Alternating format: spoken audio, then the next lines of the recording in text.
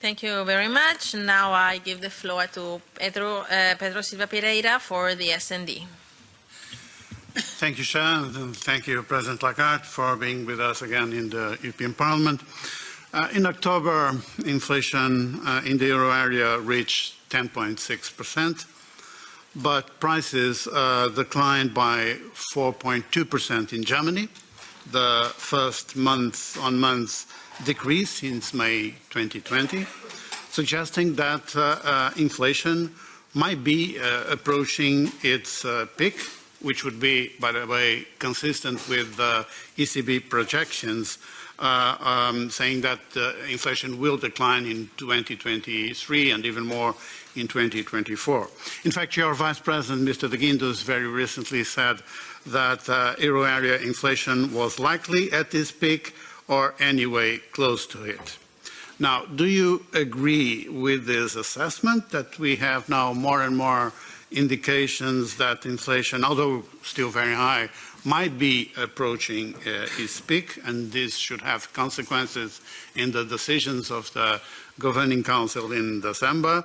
I know that you said that interest rates will remain the fundamental tool of monetary policy, and you expect to raise interest rates even more. But would you say that it is likely that the rhythm of this increase is now reduced, taking into account these indications and also the fact that we are heading to a technical recession in the Eurozone? Well, thank you very much, Mr. Silva Pereira, for this very focused question on inflation, which I think is well chosen given the importance that it has for people and the very strong value that we give to inflation in delivering on our mandate of price stability. Headline inflation, the one that we look at most, has hit its highest reading in October, 10.6%. Core inflation has been very high as well, at around 5%. And I would like to see inflation having peaked in October, but I'm afraid that I would not go as far as that. I think that there is too much uncertainty, particularly in one component, which is the pass-through of high energy cost at wholesale level into retail level, to assume that inflation has actually reached its peak. It would surprise me.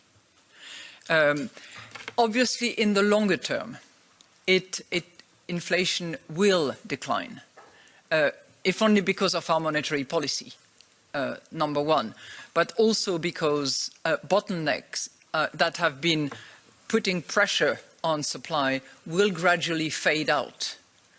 But when you look at the drivers behind inflation at the moment, whether it is food and commodities at large, or whether it is energy, we do not see the components or the direction that would lead me to believe that we have reached peak inflation and that it is going to decline in short order. I think that whenever I asked my top-notch economists at the ECB and I asked about the risks, the answer that I get for the moment is that risk is to the upside, without qualifying the upside. So that's how we perceive inflation at the moment, and that prompts us to continue to tame inflation with all the tools that we have. And as you very well noted, the one that is first and foremost efficient in the circumstances is the interest rate. Thank you. Yes, please follow up. Yeah, thank you. May I ask a second question, different one, but quite interesting one, on the degree of alignment between monetary policy and fiscal policy.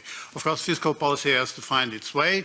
between looking for some consistency with monetary policy, but also supporting the economy, in particular the most vulnerable people and economic sectors, but also not jeopardizing the European funds that are now available for investment for the recovery and the transitions that you mentioned. One of the topics of discussion in the fiscal policy front in the EU currently is the calendar for investments under the recovery plans. Would you agree that a more flexible calendar for the use of the recovery funds will be useful to allow for a better alignment between fiscal policy and monetary policy, and also allowing for better and more rapid results in terms of addressing inflation?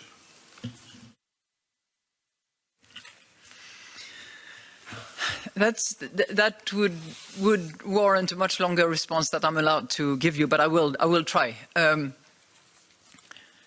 Monetary policy and fiscal policy should operate with good understanding of the action of the other. Monetary policy is focused on restoring price stability, on fighting inflation, using the tools that I have just mentioned, and moving out of this accommodative policies that has been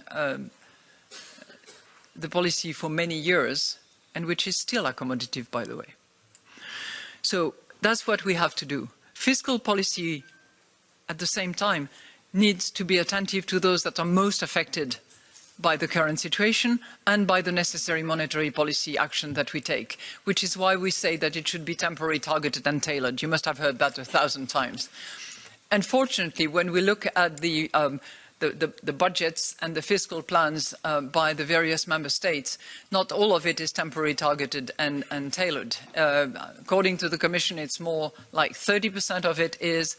By our own calculations, it's less than 30%, but it is still, anyway, whether it's 30 or 15%, by our own calculations, it is way too little, which means that some of those measures that are taken, which are not temporary, not targeted, not tailored, are actually going to have,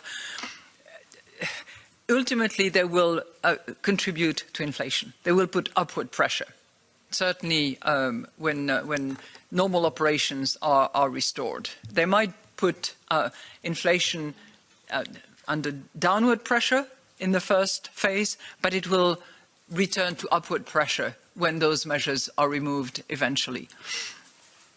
I think I would draw a line between the support measures that are decided often at the national level and the fiscal impetus that is given by the Recovery and Resilience Fund, which is targeted at improving the productivity capacity of our European economies, and which as a result will improve and increase the output capacity of Europe. So I would not put them exactly in the same basket. Thank you.